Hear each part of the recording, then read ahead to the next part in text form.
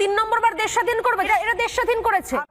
পেঁয়াজ 500 টাকা না, পেঁয়াজ 2000 টাকা কেজি হবে যদি আমরা না পাঠাই।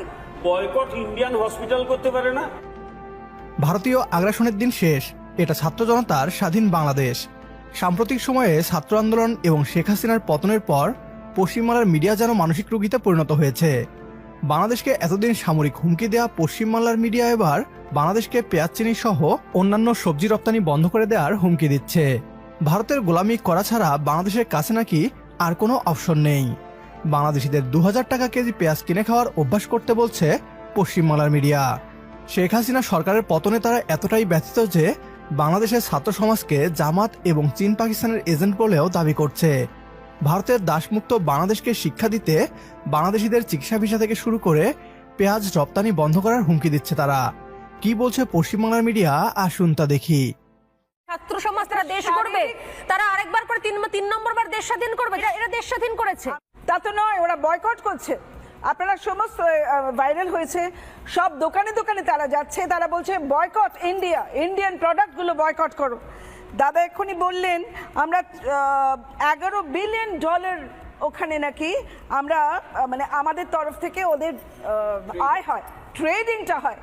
তাহলে যদি বয়কট ইন্ডিয়ান প্রোডাক্ট হয় তাহলে কোথায় দাঁড়াবে ওরা? পেঁয়াজ 500 টাকা না, পেঁয়াজ 2000 টাকা কেজি হবে যদি আমরা না পাঠাই। এই যে ছাত্র আন্দোলনটা শুরু হলো, পেছনে পাকিস্তান থাকুক, চায়না থাকুক, ছাত্র শিবির ছিল, বিএনপি জামাত এরা ছিল সবাই। বয়কট ইন্ডিয়ান হসপিটাল করতে পারে না। এক্স্যাক্টলি, ইন্ডিয়ান হসপিটাল বয়কট তবে কেমন বেঁচে থাকো দেখি। আমাদের বাইপাসের ধারে যে কটা হসপিটাল, সেখানে শুধু বাংলাদেশি পেশেন্টরা রয়েছেন, তারাই আসেন। তাহলে বয়কট করুন, সব বয়কট করুন। ইন্ডিয়া থেকে বয়কট করলে আপনার একটা ক্ষুদ্র জনসমাজ থাকবেন। এখানে পশ্চিমবাংলার মিডিয়া দাবি করছে ভারত পেঁয়াজ না দিলে আমাদের নাকি 2000 টাকা কেজিতে পেঁয়াজ খেতে হবে। পশ্চিমবাংলার এই নিউজ প্রেজেন্টারকে বলতে চাই, আপনারা এরই মধ্যে বাংলাদেশে পেঁয়াজ রপ্তানি বন্ধ করে দিয়েছেন। ভারতীয় পেঁয়াজ এই মুহূর্তে বাংলাদেশের বাজারে নেই। আপনাদের পেঁয়াজ রপ্তানি করা ছাড়াই বাংলাদেশে 110 টাকা প্রতি কেজি পেঁয়াজ পাওয়া যাচ্ছে। কথায় আছে, ভাত ছেটালে কাকের অভাব হয় না। বাংলাদেশে এখন পাকিস্তান এবং চীনা পেঁয়াজের দাপট। ভারতীয় পেঁয়াজের জায়গায় এখন পাকিস্তানি ও চীনা পেঁয়াজ আমদানি করা হচ্ছে। আপনারা পেঁয়াজ রপ্তানি বন্ধ করে দিলেই আমরা আত্মসমর্পণ করে বাংলাদেশকে আবার ভারতীয় একটি কলোনিতে পরিণত হতে দিব, এমনটা ভাববেন না। ভারত যদি বাংলাদেশের রপ্তানি বন্ধ করে দেয় তাহলে ভারতের কৃষকদের যে কি হাল হয় তা ইতিমধ্যেই দেখা যাচ্ছে। বাংলাদেশ থেকে ভারতীয় টমেটো আমদানি না করায় ভারতীয় কৃষকরা রীতিমতো কান্না করছে রাস্তায় বসে। বাংলাদেশের সাম্প্রতিক অস্থিরতার জেরে রপ্তানিতে ধস নামায় চরম বিপাকে পড়েছে ভারতের টমেটো চাষিরা।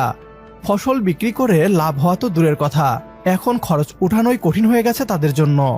পশ্চিমবাংলার মিডিয়াকে বলতে চাই, এটা শেখ হাসিনার বাংলাদেশ নয়, এটা ছাত্র জনতার বাংলাদেশ। চিকিৎসা খাতকে ইচ্ছা করেই ভঙ্গুর করে রেখেছিল বিগত সরকার। অপেক্ষা করুন, নতুন বাংলাদেশের স্বাস্থ্য ব্যবস্থা এমনভাবে গড়ে তোলা হচ্ছে শুধু সাধারণ বাংলাদেশিরা নয়, বাংলাদেশের রাষ্ট্রপ্রধানরাও দেশের হাসপাতালেই চিকিৎসা করাবে। আমাদেরকে ভিসা না দেওয়ার হুমকি কিংবা রপ্তানি বন্ধ করে দেওয়ার হুমকি দিয়ে লাভ হবে না। আমাদের সাথে যদি আপনিও একমত হন তাহলে কমেন্ট বক্সে ইয়েস লিখে জানিয়ে দিন আমাদের। সেই সাথে ভিডিও শেয়ার করে দেখার সুযোগ করে দিন আপনার বন্ধুদের। আপনার একটি শেয়ারে হয়তো অনেকেই জানবে ভারতীয় মিথ্যা প্রোপাগান্ডা আর আমাদের যথাযথ উত্তর সম্পর্কে। পরবর্তী ভিডিও দেখার আমন্ত্রণ জানিয়ে বিদায় নিচ্ছি আজ। আল্লাহ হাফেজ।